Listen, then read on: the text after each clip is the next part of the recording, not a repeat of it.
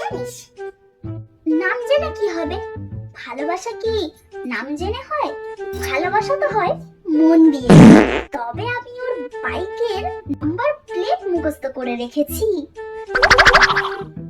Good, দাঁড়া, BRT অ্যাপে check করি। তুই আমাকে ওই নেম প্লেটের নাম্বারটা বল, ঠিক আছে? কি হলো? নাম কি? রাহুল, রোহন নাকি আবির? পেয়েছি তো।